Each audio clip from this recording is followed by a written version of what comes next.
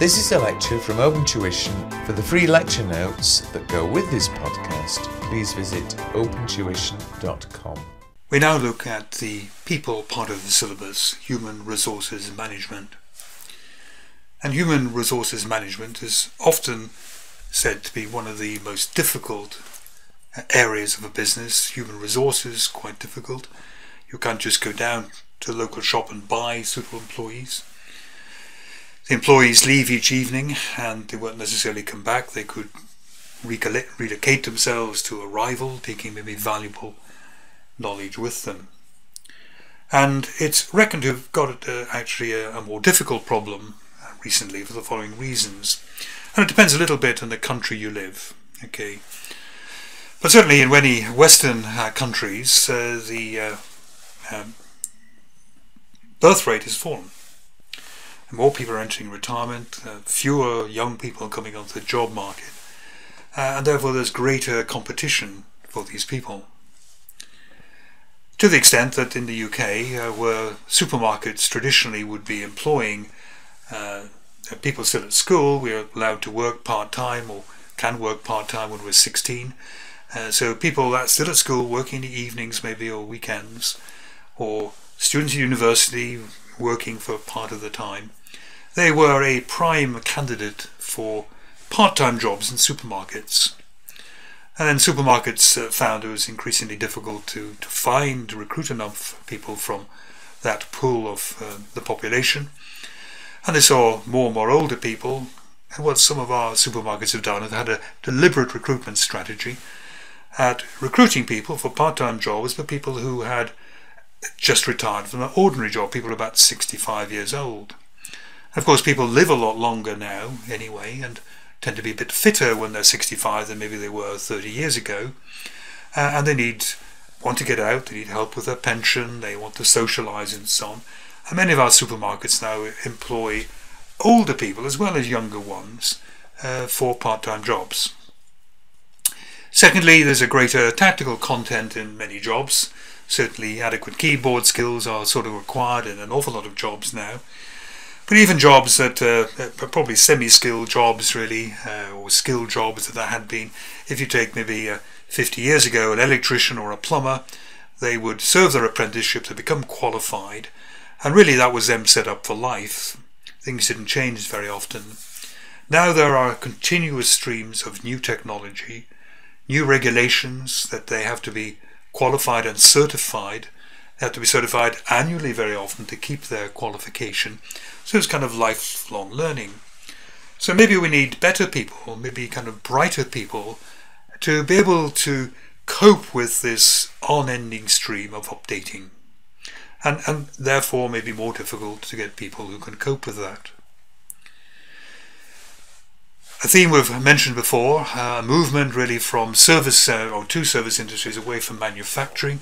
We said in manufacturing you can hide away a lot of your workforce and never meet a customer, but in service industries there is usually an interaction between customer and the provider of the service, and a lot of damage can be done if that interaction is wrong. You can't quality control what somebody's saying, it's said and that's it done. So again, maybe you need better people, or certainly better trained people in these service industries. Greater job mobility.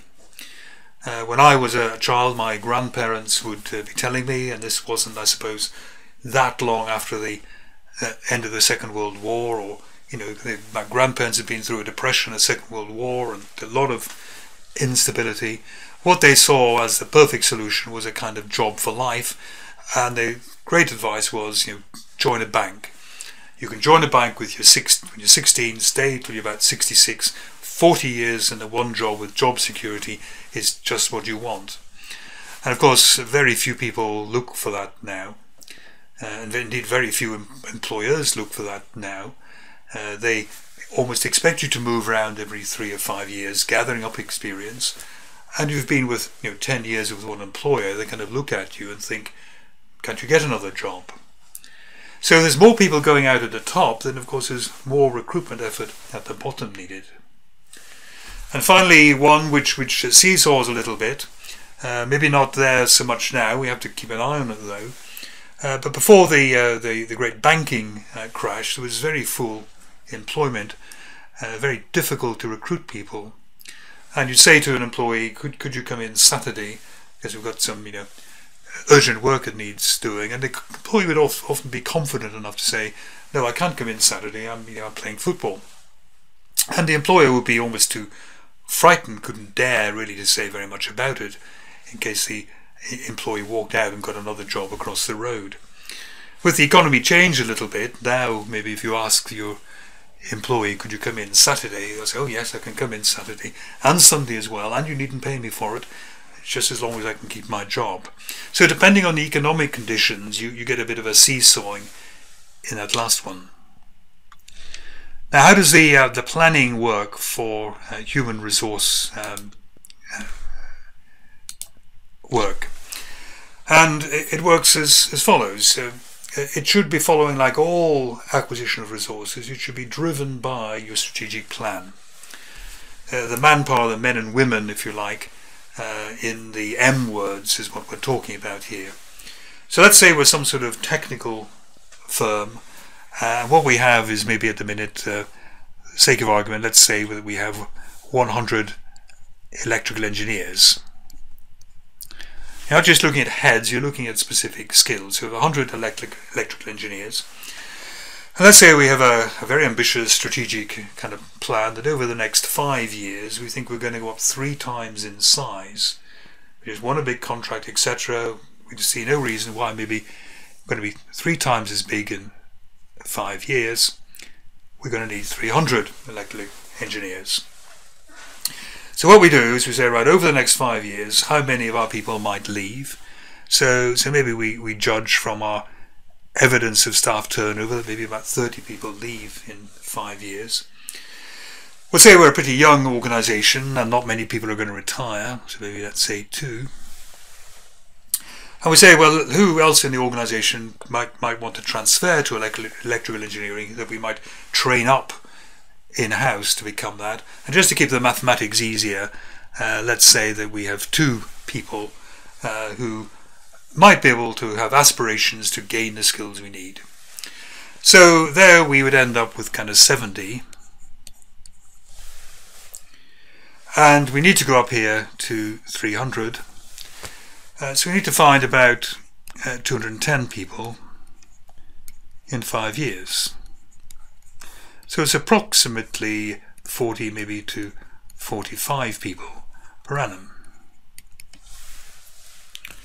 We can't be too precise about it. We know all 5-year plans are going to change anyhow, but we need to have some idea of what our recruitment burden is. Do we need to be thinking of recruiting 4 people a year, or around 40 a year, or maybe about 400 a year for a much larger organisation with expansion plans? So everything should be driven from the strategic plan. Just as you would buy machinery, you would raise capital, you would source material and so on, so you need to source really your human resources. How then do we go about managing our human resources? And we have really a human resources cycle. And we started on the previous slide with planning. Roughly how many people of different skills do we need to recruit to meet our targets, our required targets? And what we have to do is to go and find them. So basically you have to attract people, you have to interview them, and you have to make offers. So what goes on in here, in the selection here, you would start off with what's called job analysis.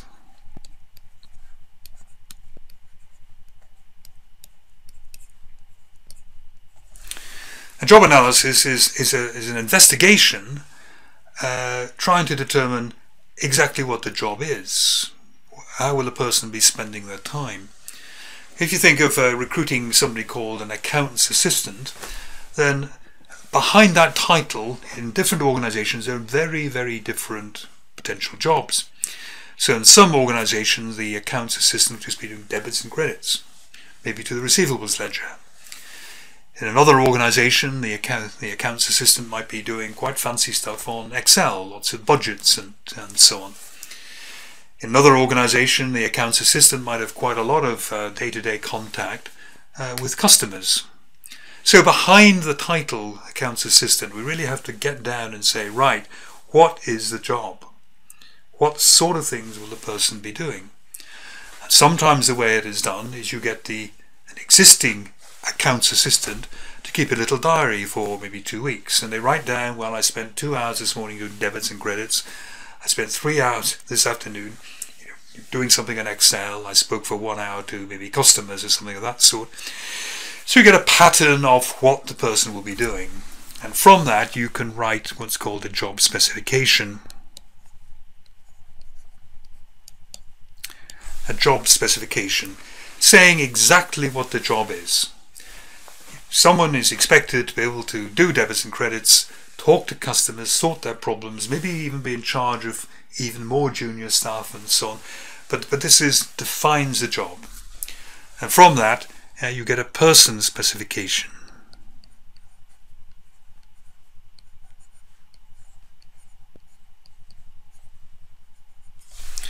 The person specification is saying the sorts of qualities a suitable person might have.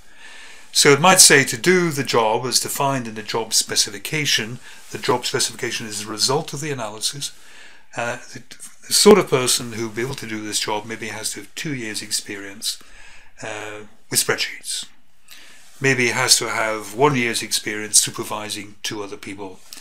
Has to ideally have had some experience in face-to-face contact with customers. Maybe you require the person to be able to drive, because maybe what they have to do, maybe you're recruiting for internal audit, they have to drive around different branches and so on to perform audits. Maybe in the person specification you say they have to be able to speak German, because one of your major subsidiaries is in Germany, and then you have to liaise with that. Based on this person specification and your job specification, then you can essentially advertise or attract candidates.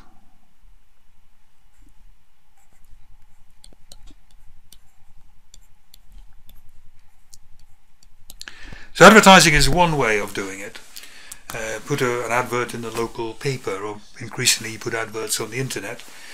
Another way in which you can try to attract candidates is to go to an agency.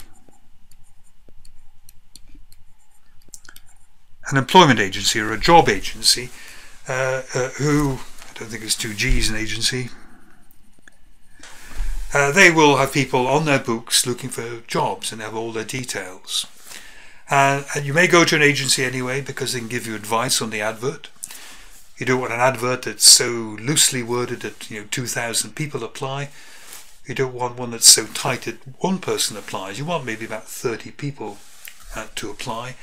And then you look at the applications and you tend to have a short list. Maybe then you decide to interview 5.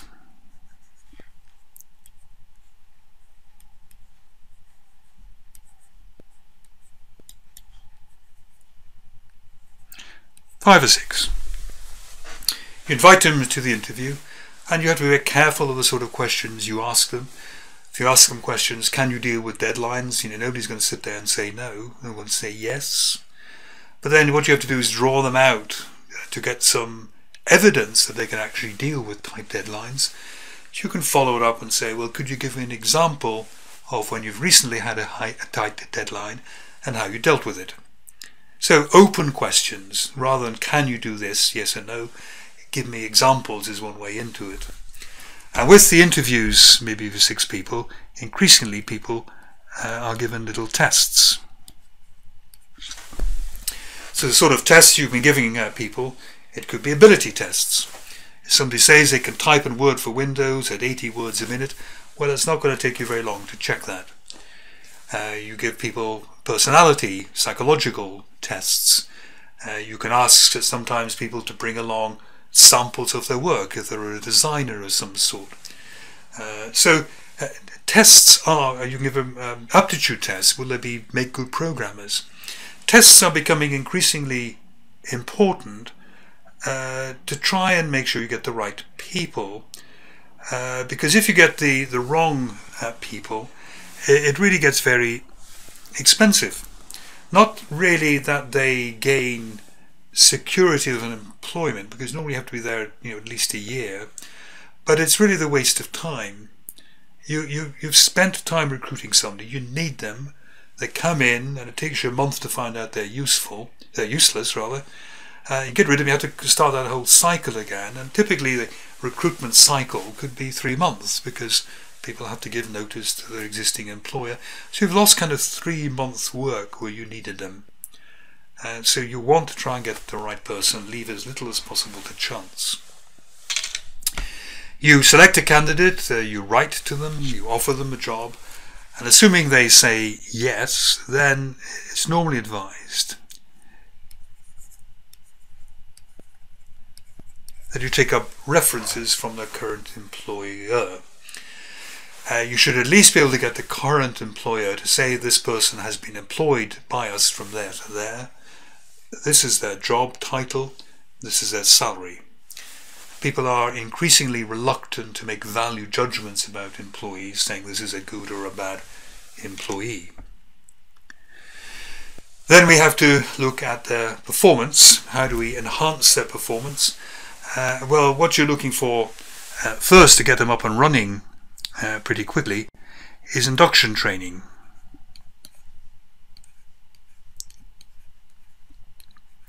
Induction training could be very short. It could be welcoming somebody, introducing them to their colleagues, giving a kind of identity badge, giving them an account on the software they can log into, and so on. Showing them where the fire escapes are, the kitchen is, and all that kind of stuff, and they're ready to go in a simple job. In other jobs, it could be 2 weeks. If you are recruited by one of the big firms of accountants, induction can be 1 or 2 weeks, because they have to train you in the art of auditing and using their particular documentation before you're any good to them. Thereafter, what we have to try and do to enhance their performance is to motivate.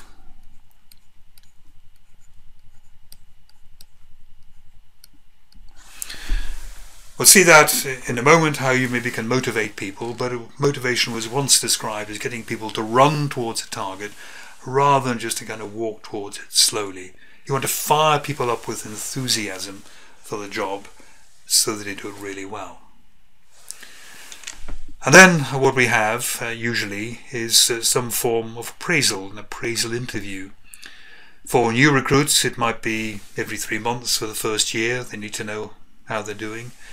But for most people, it settles down to about an annual appraisal interview. And what tends to happen there is that rewards are talked about.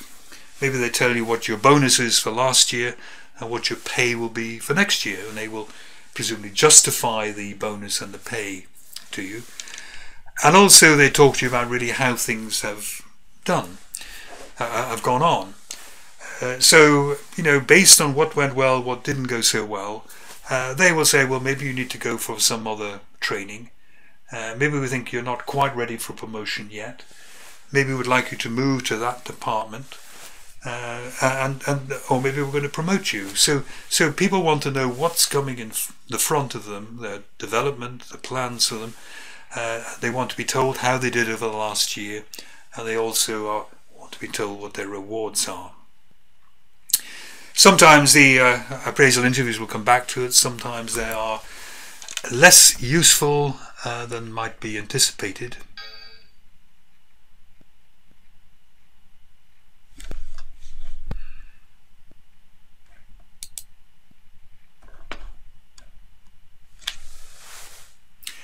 Sometimes the appraisal interviews are less useful than they might sometimes be, really because probably a bad preparation from the manager. Now, let's think then about competency frameworks. Competency frameworks relates to this diagram here. Competency frameworks is really to do with your kind of job spec and your person specification. So in the job specification, you're saying what people should be doing in their job. And in the competency framework, we have set out here certain competences. So here we have generic competences. They ought to be maybe trained in first aid, ethics, fire safety. We might have specific skills for their job, working the accounting system, working Excel, and so on. And we will have target performances for them. And you can use this both as a recruitment help. How well does the recruit match the target performance? And you can also use it as a kind of appraisal help as well. How well does their actual performance match the target performance? So here we have in the competence definition the skills of how good they have to be at Excel and so on. And then you're going to have some measurements in here, presumably coming from managers or co-workers, assessing how good they actually are. So if somebody comes in and the manager says, look, they're only actually about 75% good at Excel, they can't do pivot tables, they can't handle the data functions and so on there, then you can tell that person in the appraise, look, you have to improve there. Maybe what you do is you organize a course so they can improve. So it's a really kind of variance analysis, so to speak, on the competences and skills that your employees should have. Motivation. Where can we start with motivation, really? And it's worth maybe going back even before where these names start and these theories start. And we can talk about a person called Taylor.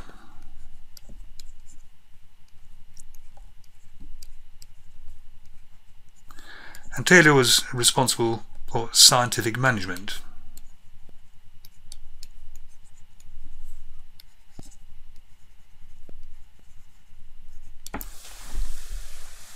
Taylor was operating around 1900, 1920, that sort of time. And he began operating, I suppose, a little bit before that, in the late 1800s. And much before that, there really weren't very many large industries. Most things were pretty manual at that time. Okay, there were big cotton factories and so on, but most work was not at all automated. And most work was done by what you might call craftsmen, people who were trained in a particular job, not necessarily a very skilled job, but they were the masters of that job. And management said, really, it's not up to us to tell people how to do their job. They are the people who know about it. They will leave it up to them to do the job. And management, it seems odd now, but it wasn't regarded as a function of management to tell employees how to do their jobs. And what Taylor did was he said, look, it should be a function of managers to scientifically find out how people can best do their jobs. This will raise their productivity and will raise their pay.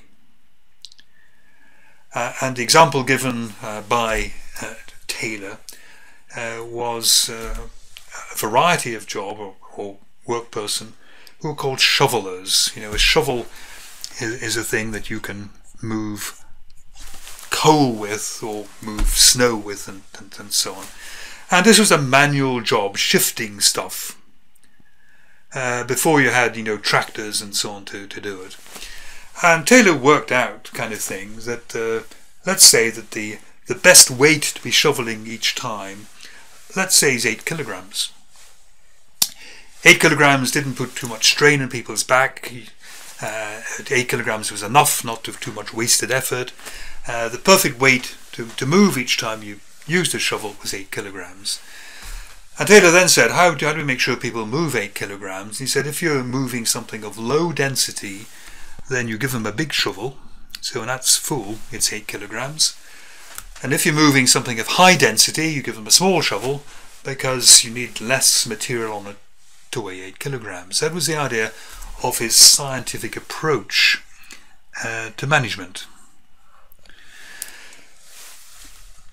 Unfortunately, what this did was it was discovered that really the most efficient ways of people doing things was to break a big job down into lots of little parts and give each person a separate little part to do.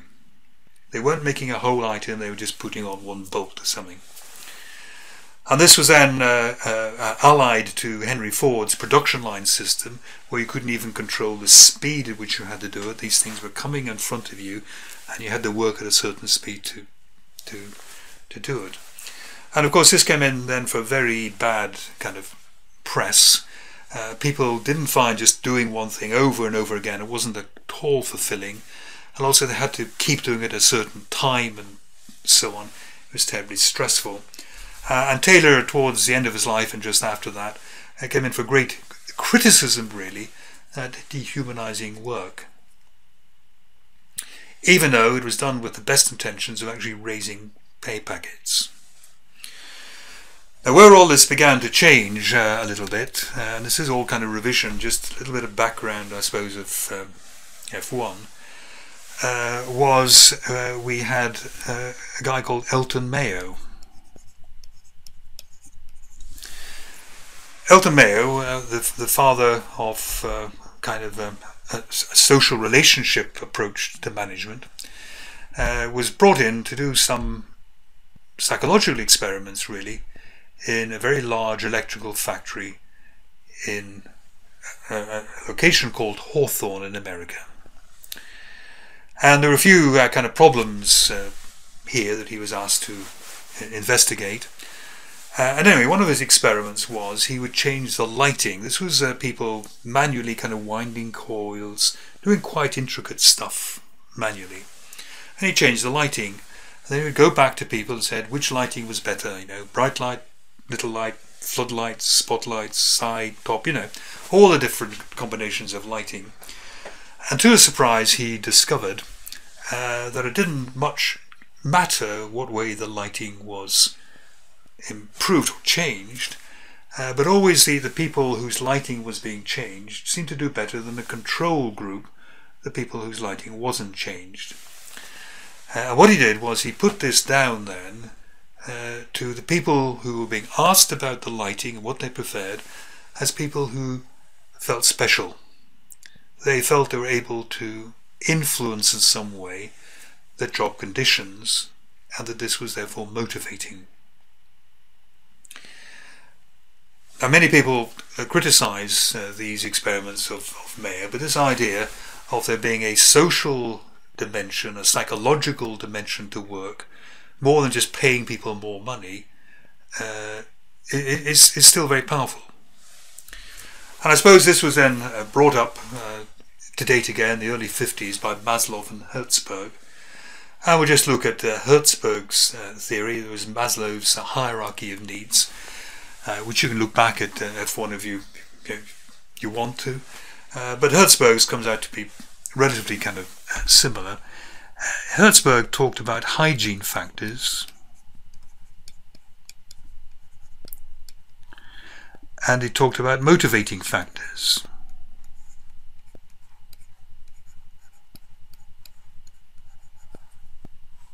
So hygiene factors and motivating factors. Now why would he use the word hygiene, which is really associated with cleanliness, associated with the hospitals and restaurants? And what he meant was that if you go to a hospital, if the hospital is unhygienic, you will get worse. It will do damage. The first stage in doing good is to have hygiene present. And he looked at jobs like this and he said, if there are certain aspects of a job missing, then it will cause great job satisfaction. So the sort of things that you have to get right before you can even start motivating would be, say, the conditions.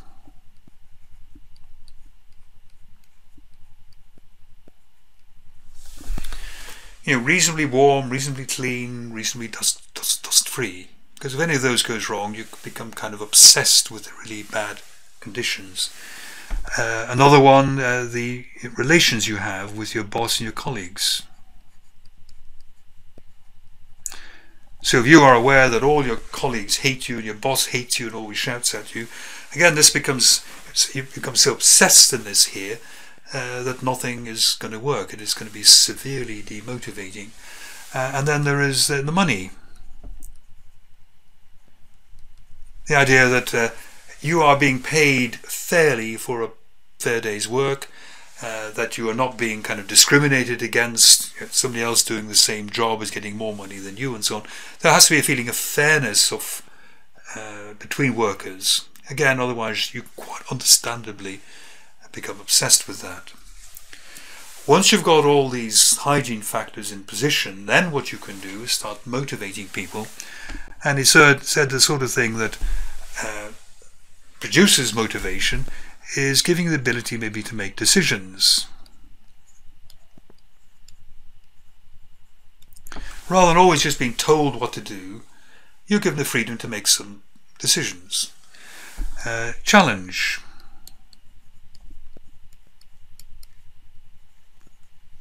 Give us something quite difficult to do, but you do it. Think of the great warm feeling you would have of achievement there. And things like recognition.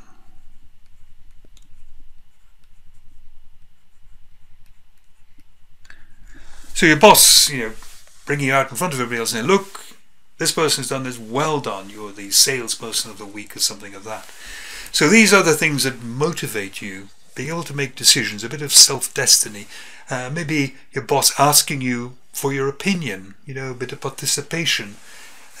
Challenge, a feeling that your skills are growing are the sort of things which motivate people.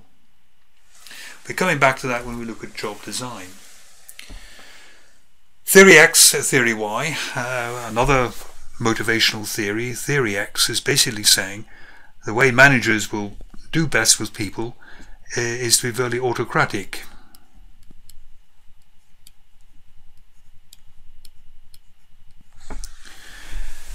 Whereas that's Theory X, whereas Theory Y is you have to be much more participative.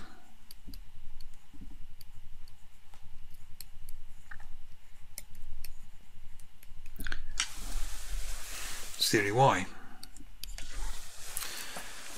This was a theory of McGregor. McGregor called them Theory X and Theory Y. He didn't call them Theory Right and Theory Wrong, or Theory Horrible and Theory Nice. What he was recognizing was that there are some people who prefer an autocratic manager. These people don't want to have to make decisions. They don't want any risk because that comes with making decisions. They just want to be told by the manager what to do. They do it and they go home and forget about it. Other people would hate that. People maybe who have had high levels of education, been taught to think for themselves, well qualified and so on. If a manager goes in and tries to tell them what to do, they're going to resent it. These people seek challenge. They don't mind risk. They like the job changing. They like adapting to it, and so on. And what we have here is actually a complete kind of spectrum of management and workers. And what management should be aware of is that one style of management doesn't fit all. And maybe management, if it can do so, should change its approach depending on the sort of workers they're trying to manage. And this is essentially where contingency theory comes in. You can think of Theory X, Theory Y as a form of contingency theory where if you ask what is the right way to manage, the answer will come back, well, it depends. It depends on what you're doing and the sort of people you're dealing with and deadlines and so on. There is no single right way of managing. However, people recognize the importance of motivating the workforce. Apart from anything else, they're likely to stay longer and your recruitment costs are going to go down. They're also likely to probably produce better quality products and so on. And it's just this idea of job design, which is where we deliberately try to design jobs to introduce more motivating factors. And the first type of job design is probably not very effective in this. This is known as job enlargement.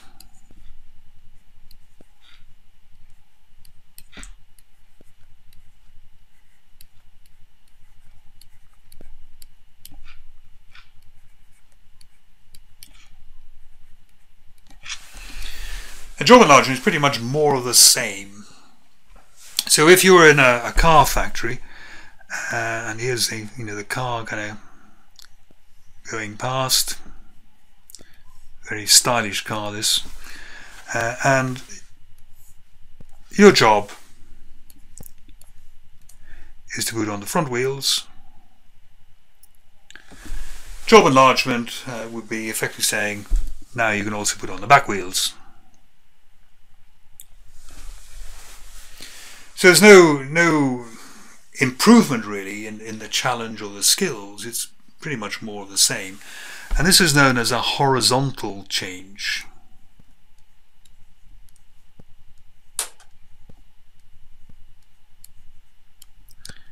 Because it's the same kind of basic manual level.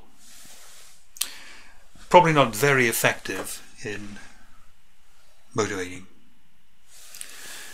Next one we can have is job rotation.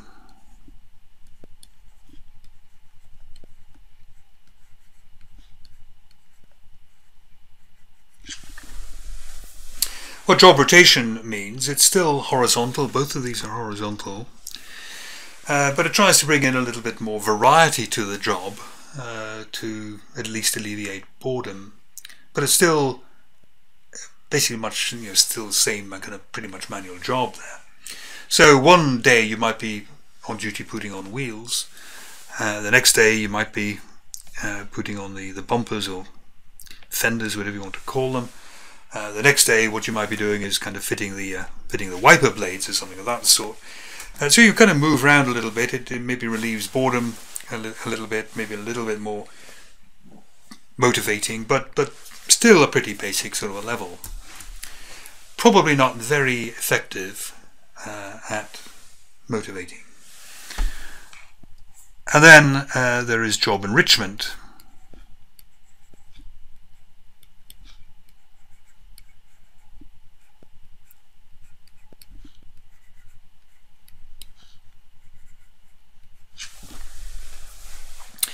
Job enrichment is a vertical change.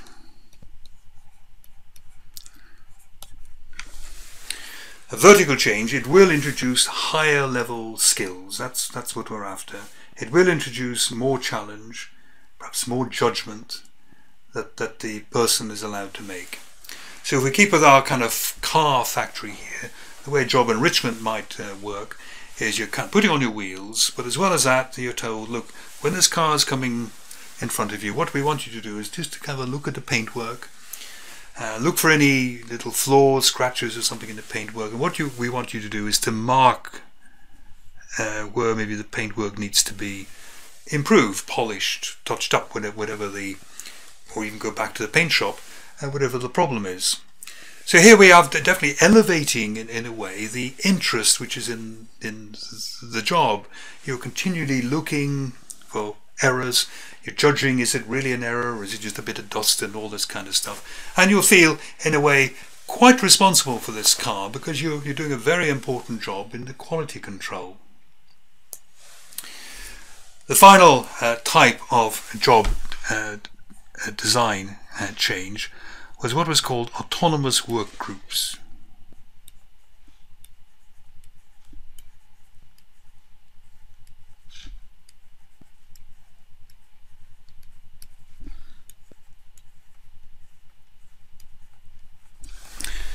So, autonomous work groups. This is a group of people. Autonomous means you rule yourself, basically, self-governing. A group of people. And the famous experiment in this was Volvo Cars. Volvo Cars is about 1970s. They set up a plant in Sweden with autonomous worker groups. And what you had, instead of cars going in front in the normal production line, what Volvo did was they would have a group of maybe 10 people who were responsible for making an entire car. And were also, in one of the experiments, responsible really for working at about their own speeds as well. They would self-govern, if you like, their production. You can see immediately how that would be motivating, because now you and your group have made that car. Think of the kind of pride and achievement you would have. You could identify with the vehicle rather than just putting on the wheels or something as it went past. And what Volvo discovered was that motivation went up, quality went up because people took a pride in what they were doing, but productivity plummeted. This was a nicer way to make cars, but it was not nearly as an efficient way of making cars as in a traditional production line. What happened? They had to then go back more or less to traditional production lines. Volvo hit financial trouble, and the final irony was that Volvo was bought by Ford, which of course Ford was the instigator of the traditional mass production line, which maybe contributed to the very demotivating jobs which you can have.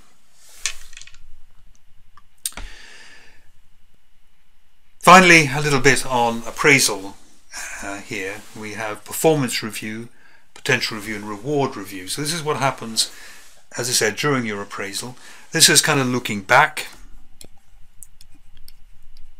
how you did over the last year, where you did well, where you didn't go so well. This will often take a lot of homework by the manager. A manager has to consult people to get a view on how well you were doing. It looks forward.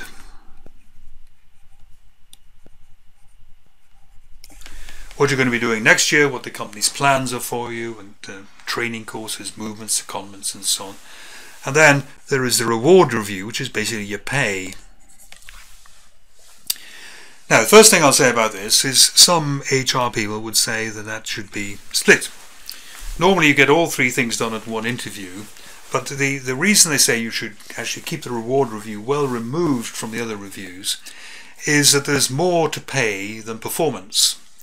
If you think what's going to determine the pay you give somebody, it is the company's profitability. It is you may be constrained by pay bands, that no matter how good you are, if you can't be promoted to another level, you can't be paid any more than that. You have to make sure that you are not paying a ridiculous amount for this person who's there now, when you could recruit somebody new for about half the amount. You don't want to price somebody out of the job. So anyway, there are four influences on pay. There's how good the person is, what the economy is like, particularly for the company, pay bands, and you don't want to overpay somebody so that it's actually uneconomic to employ them. And therefore performance is only one of those. So it doesn't maybe be too good if in somebody's appraisal interview you say, you're absolutely great, you're the best person we ever had, and then you say, but it's only inflation rises this year because of these other reasons.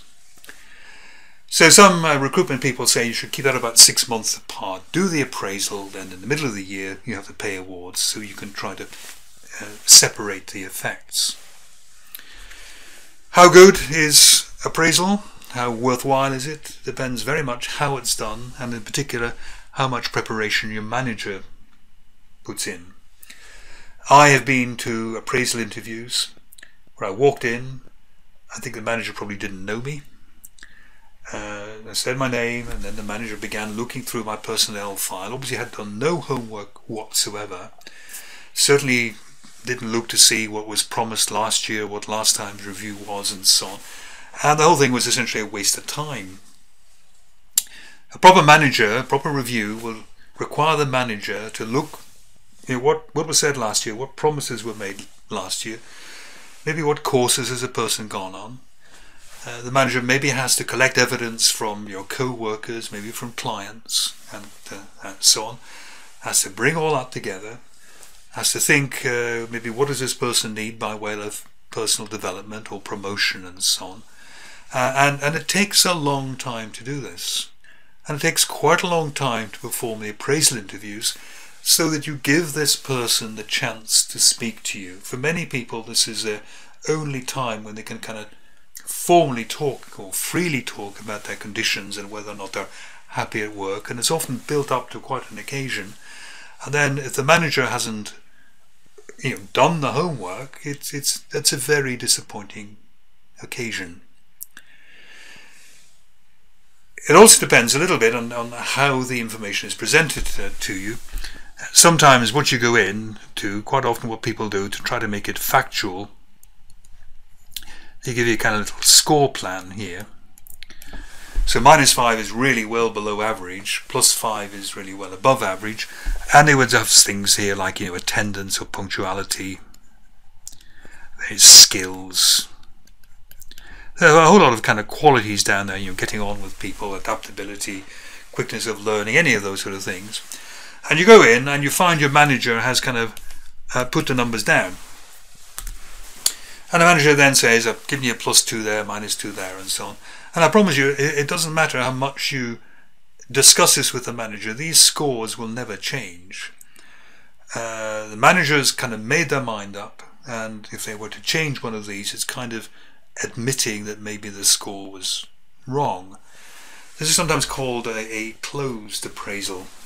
You're told the score, and that's about it. But actually the level of communication isn't maybe very great. The other approach to this is you go in, and the manager really puts a kind of a blank form in front of you, and he says, right, what do you think of your technical skills? And you say, oh, I think they're pretty good. I think they're kind of a +3. And the manager says, well, I was thinking more of a +1. And then you say why you think it's +3, and he says why he thinks it's +1. And there's a much better communication process going on to justify what the score is. And then the manager hasn't really prejudged it too much. You might end up compromising at a 2 or something of that sort. But that's what's called an open appraisal, and that is supposed to, in a way, enforce or lead to much better communication in the appraisal process. We'll finish human resources by looking briefly at the concept of a learning organization. This can be defined as an organization that acquires knowledge and innovates fast enough to survive in a fast-changing environment.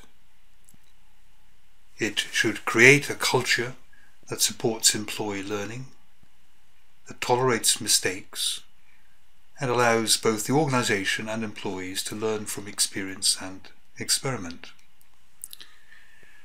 And it's worth perhaps relating this back to, if you remember, the balanced scorecard, where you had financial perspective, customer perspective, internal business perspective, and supporting all of it, you had innovation and learning perspective.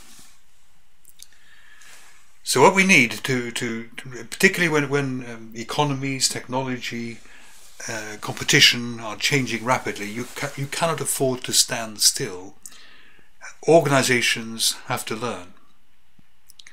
And we are talking about a learning organization. We're not talking just about people learning. So although personal learning, the acquisition of skills by your employees, is certainly very, very important, we're talking really here about organizational learning. The organization may have to change, for example, its factory layout. It may have to change the way it develops and tests new products. It may have to radically change its IT system so that its production can be more flexible and match the demand of orders coming in through the internet and so on. The organization may have to learn what products are preferred in China, what products are preferred in Germany, what products are preferred in North America. So we're talking about organizational learning. Organizations can learn both from others by observation of successful competitors. They can copy, basically. Every organization copies to some extent on ideas or successful ideas which have been tried by other companies. But it also means to not just to copy, but yourself to discover new methods.